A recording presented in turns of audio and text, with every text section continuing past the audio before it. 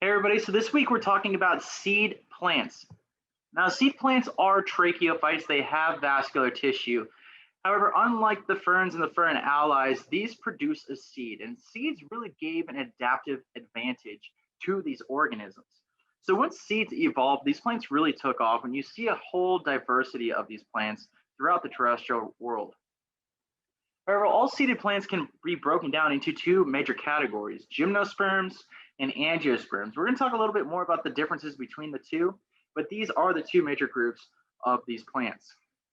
All right, so just keeping track of our biodiversity and our taxonomy here. Again, these are going to be the more the recent lineages of plants. So seeds evolved later on. Now, gymnosperm and angiosperm are just groupings or clades that we can group these plants into. Specifically, gymnosperms are seed plants that don't produce a fruit or flower, while angiosperms are seed plants that do produce a fruit and a flower. So gymnosperm and angiosperm are not part of the taxonomical hierarchy. They are just a grouping of organisms based on these characteristics. Under gymnosperms, though, we are going to talk about three major phylum. We're going to talk about Cicadophyta, Pinophyta, and Gymnosperm. And we're really not going to spend too much time on Gymnosperm, mostly because all the representatives of this phylum are extinct except for the ginkgo tree. That is the last remaining descendant of this lineage. But we will spend more time looking at Pinophyta and Cicadophyta. And then under the group Angiosperms, which are your fruiting plants, the only phylum we're going to talk about is Anthophyta. All right, but before we get into the differences between these two groups, we need to talk about how seeds really give a benefit to these organisms and how it allowed them to really take over the terrestrial world. A major benefit of a seed is that it allows for dormancy, meaning that inside you're going to find a new sporophyte plant ready to grow. But the plant does not need to grow right away. It could survive in the seed for long periods of time and wait for conditions to be right before it really starts to grow out of the seed and grow into the soil. Another huge advantage of seeds is that it allows the seed to move away from the parent plant. So seeds can be dispersed through many different mechanisms, but this allows the seed to grow away from the parent, meaning there's no parent offspring competition going on. And related to these two things, seeds allow for easy dispersal.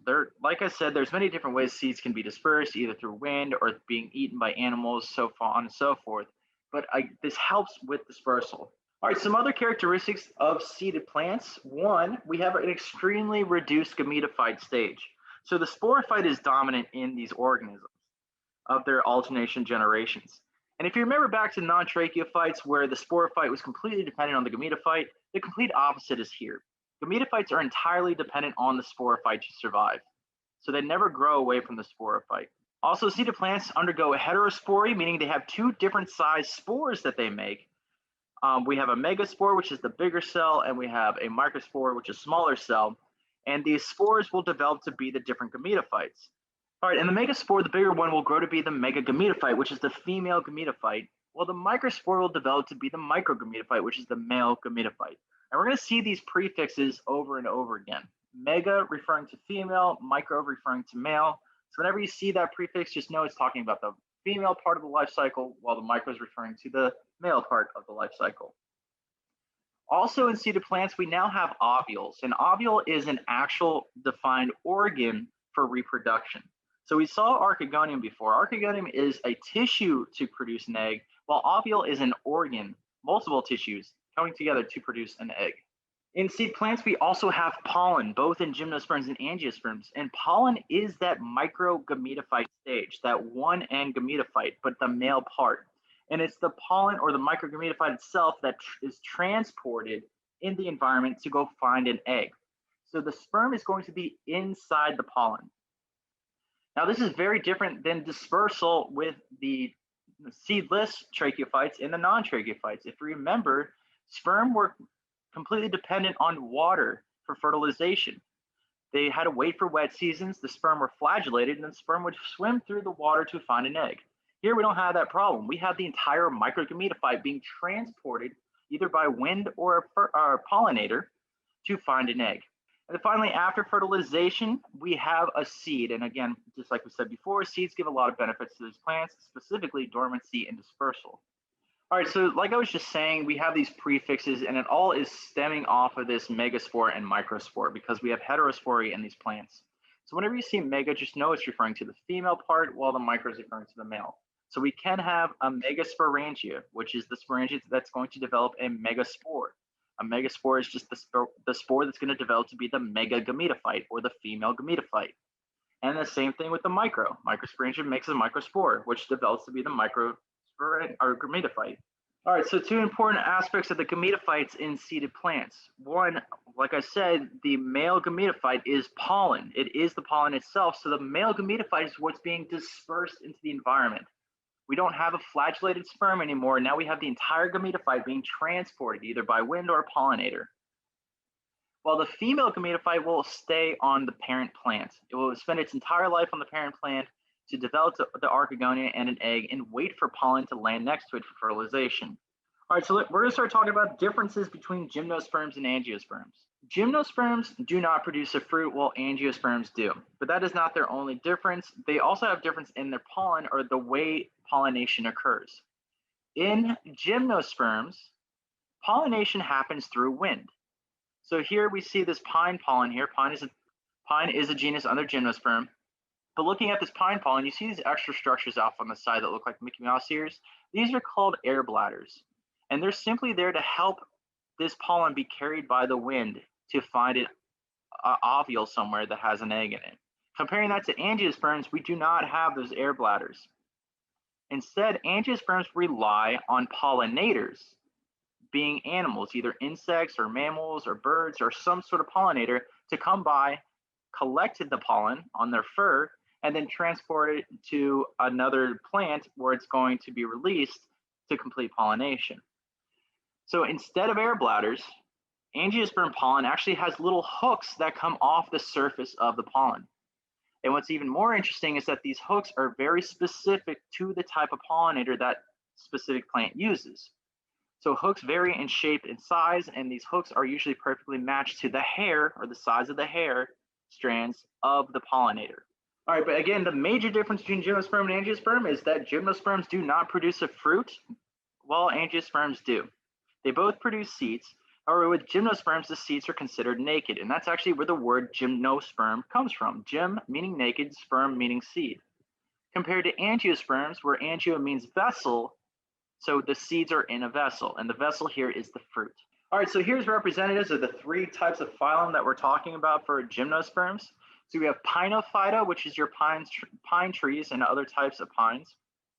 We have Cicadophyta, which is your cycads.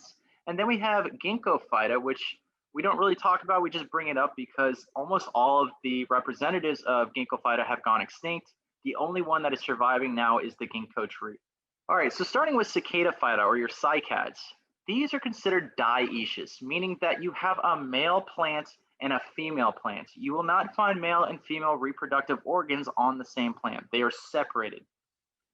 And that can be seen in how this word is broken down in Latin. Die means two in Latin, while oikos means house. So that's where the word's coming from, two houses. And that just simply means it takes two different houses to create a baby. So we have one house being the male, one house being the female. Those need to come together to create out of the zygote. But again, we're talking about seeded plants here. The dominant stage is the sporophyte stage. So all of this that we're seeing here are two-in structures. Now, the two examples that we're using for cicadophytes are Cycas, the genus Cycas, which is your sago palms, and Zamia, which is your coonteeth ferns. And you can see there's a lot of variation here. But if you look at their strobili, and we've seen strobili before, it just simply means cone. But look at their strobili, you could tell male and female strobili apart. So with sago palms, the female or megastrobulus is usually round like this, while the microstrobulus or the male strobulus that's going to produce the pollen is usually nice and tall to maximize dispersal. Same thing with Zamia. The female strobili is usually smaller, while the male strobulus is usually longer. All right, moving on to the phylum Pinophyta, again, a gymnosperm. These are monoecious.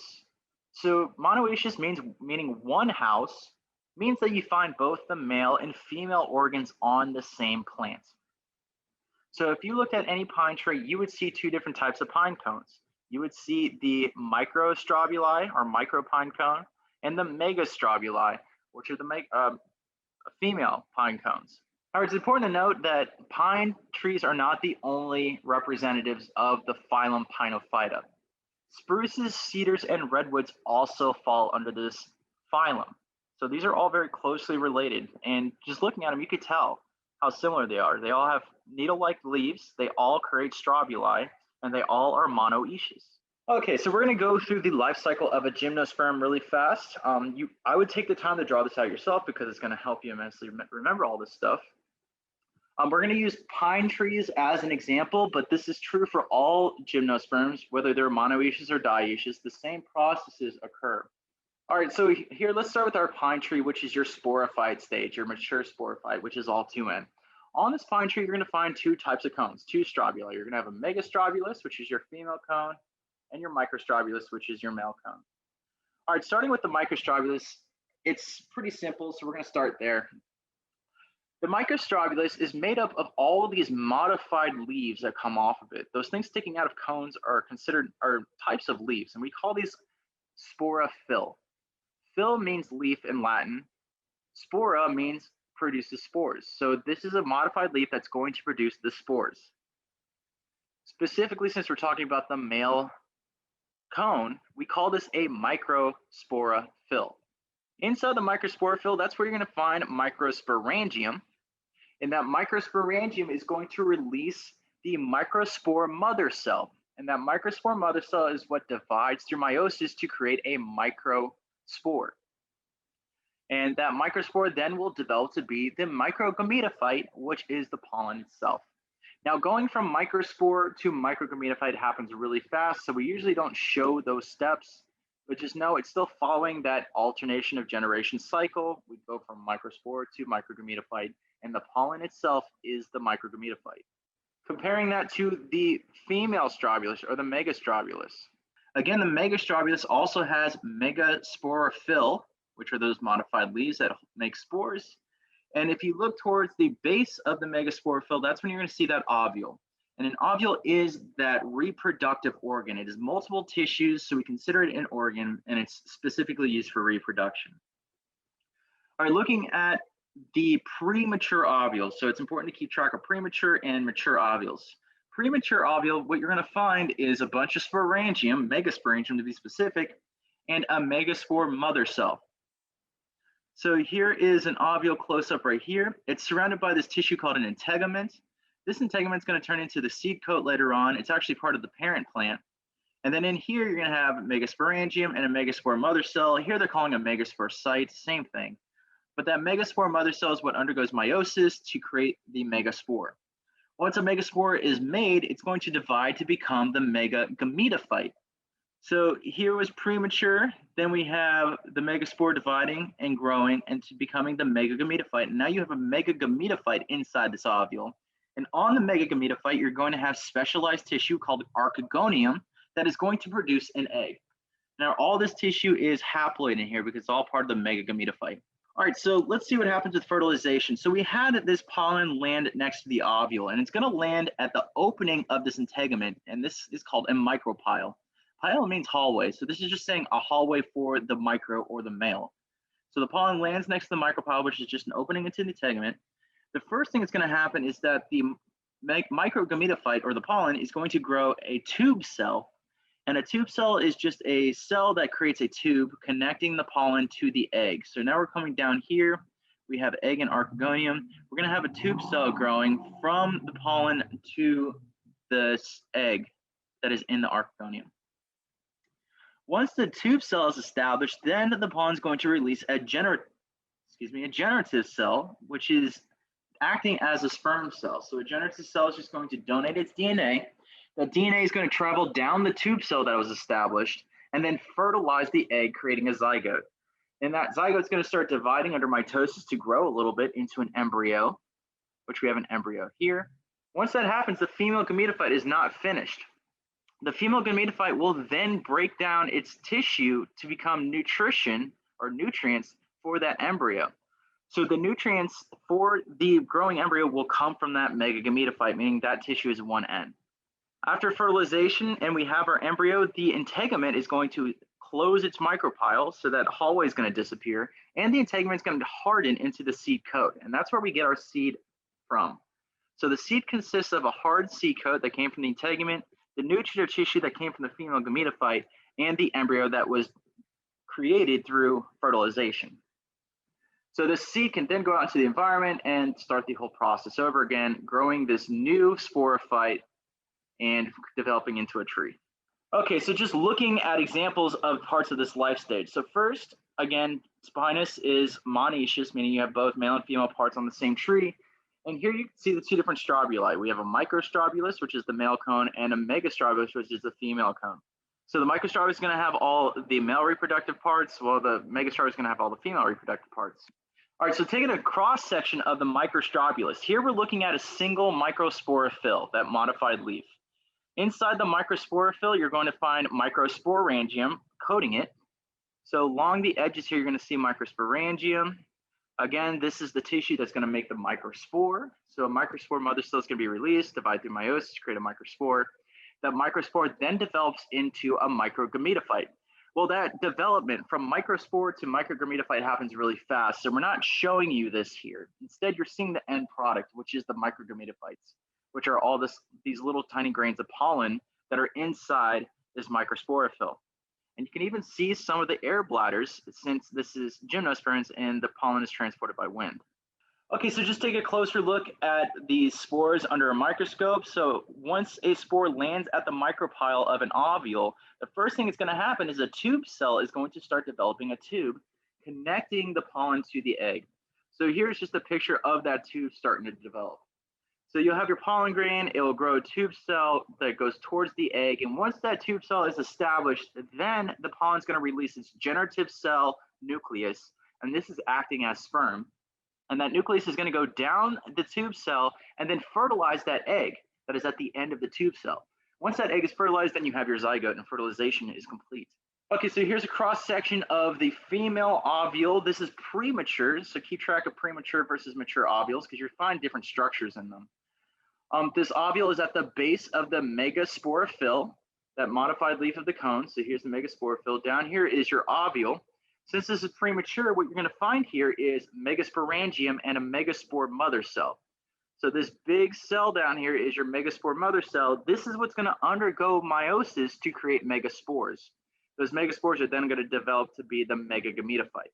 However, that process happens real quick. But here, just take a look at premature ovule. Look how small the ovule is, and you only have that one big cell in there, versus a mature ovule, which is here. So again, here's another ovule, but this has the megagametophyte in it. So this is all that one end structure that grew from that megaspore. Even on this megagametophyte, you could see the archegonium down here, which is that tissue that is going to produce an egg. And you can even see the egg right there at my cursor. Zooming into this archegonium, you have a better sense of the egg right here. Also, you could see the micropyle, which is this opening right here. Remember, this is a cross section, so it's not perfectly cut, but this is that opening or micropyle where the pollen's going to land next to the ovule. Okay, so this is just depicting that same process over again. That pollen grain is carried by wind, it lands next to a micropyle of an ovule. Once that happens, a tube cell is going to grow a tube from the pollen towards the egg. Once that happens, the generative cell is going to release its DNA down that tube and then fertilize that egg. So now you have a diploid zygote. And that diploid zygote then will grow to be an embryo. So the embryo is 2N, a brand new sporophyte stage, ready to grow.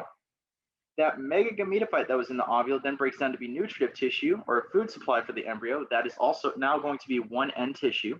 And then that integument, which is from the parent plant that surrounds the ovule, is going to harden to become the seed coat, the hard part of the seed. And that micropyle is going to close. And then you have your completed seed. All right, and here is a cross section of one of these megasporophylls, those modified leaves, with a seed inside. And here's your seed. So here's your seed coat out here. All this darker purple tissue is that food supply now. So this is going to be that megagametophyte tissue, which is 1N. And then you can see your embryo right here developing, which is a 2N structure. Okay, so that was gymnosperms. Now we're going to talk about angiosperms, which can be more complicated with the reproductive cycle, but we're going to take it step by step to make it simple. Okay, before we do, let's talk about some unique characteristics that angiosperms have that gymnosperms do not.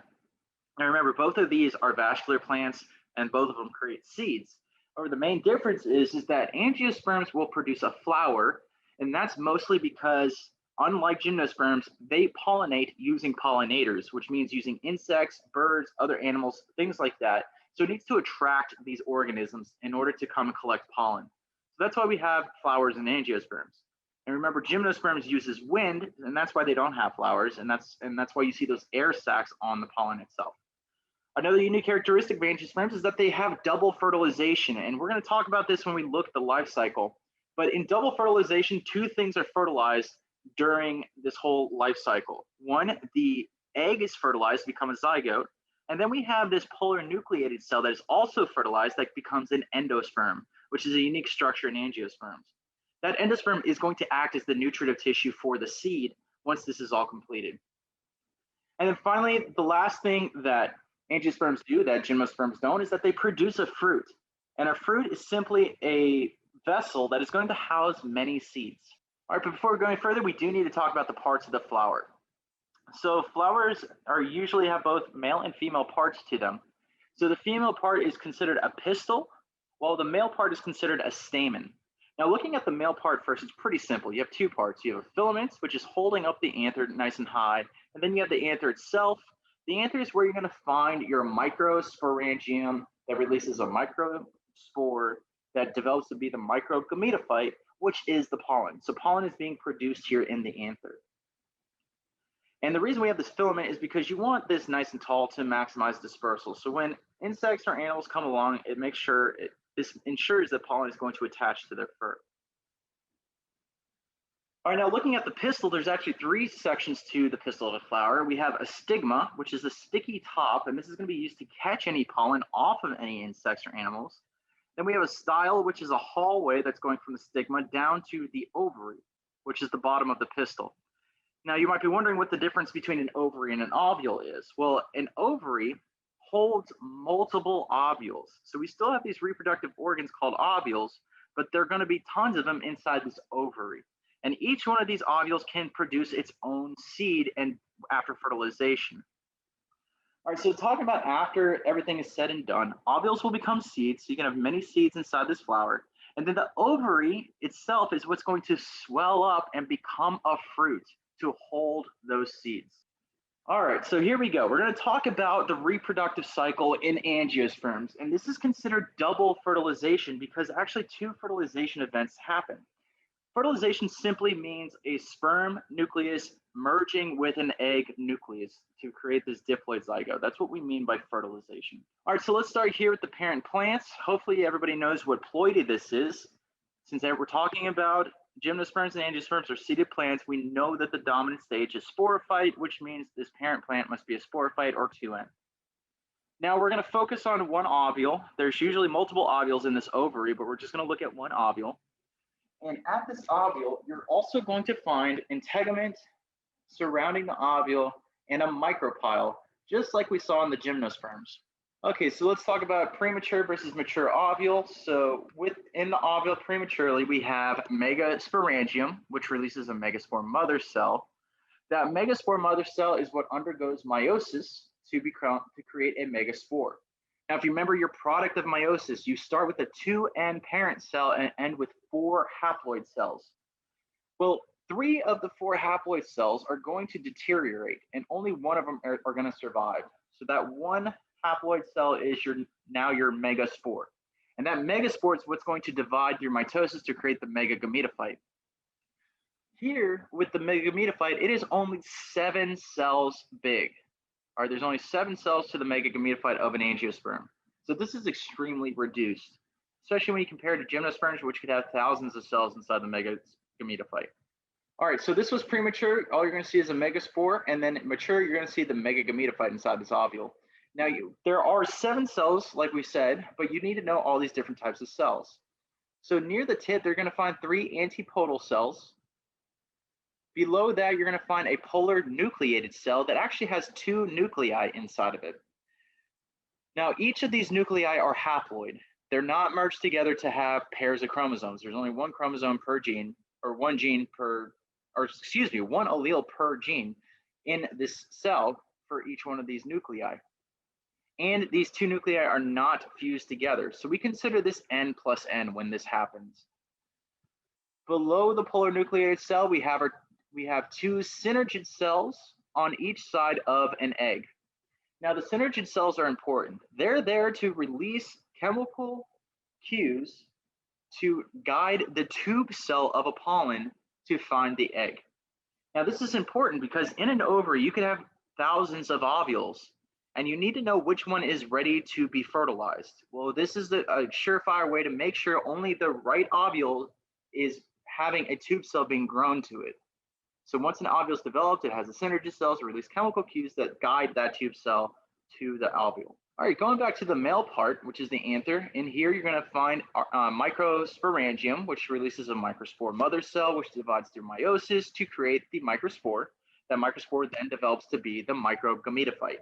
And the microgametophyte, again, is the pollen itself. So the microgametophyte is what's transported here by pollinators. Then the pollen is going to be collected on the stigma of the pistil.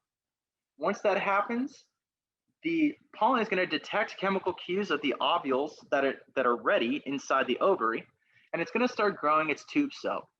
Now, the tube cell has a long way to go. It grows from the stigma, where the pollen stays, all the way down the style and to that ovule through the micropyle to find that egg.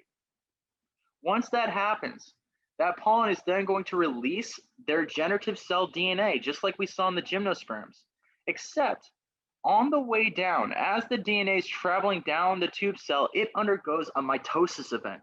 So you actually have two haploid nuclei traveling down this tube cell towards the egg.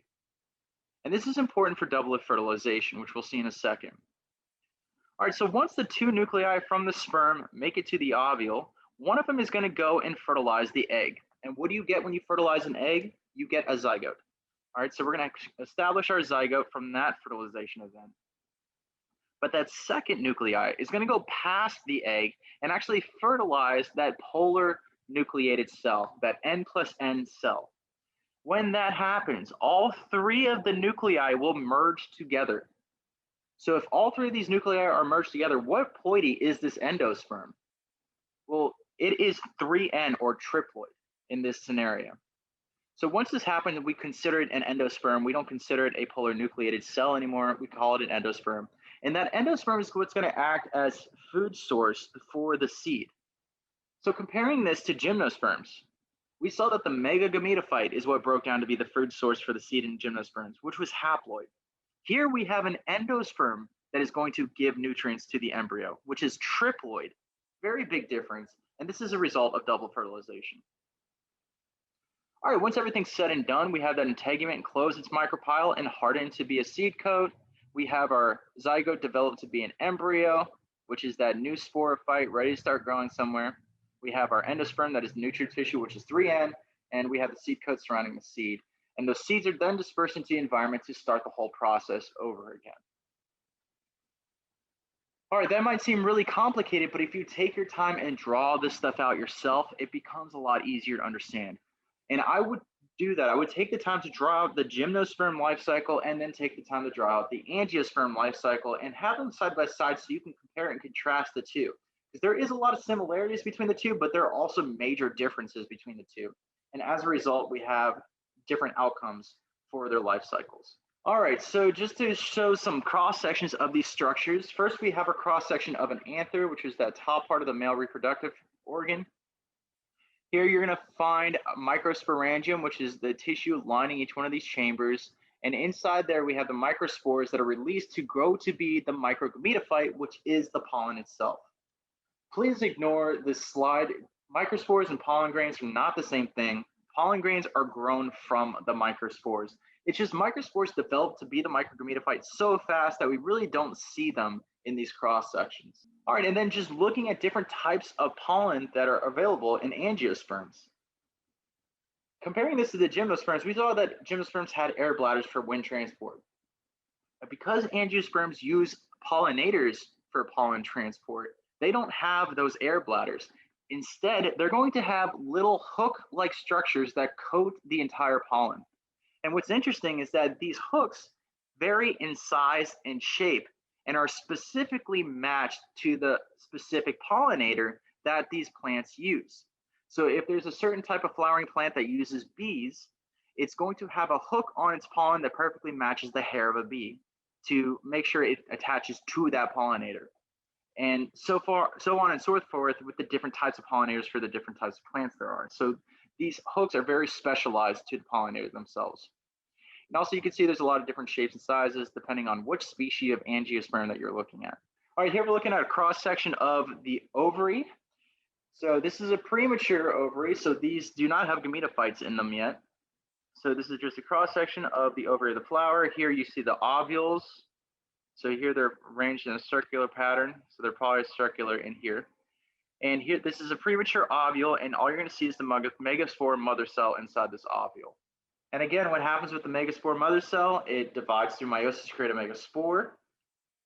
3 of the megaspores are going to deteriorate. 1 is going to survive to grow to be the megagametophyte, and then your megagametophyte is only 7 cells big with 8 nuclei, 3 antipodal cells, 1 polar nucleated cell, 2 synergid cells, and an egg. That makes up your megagametophyte.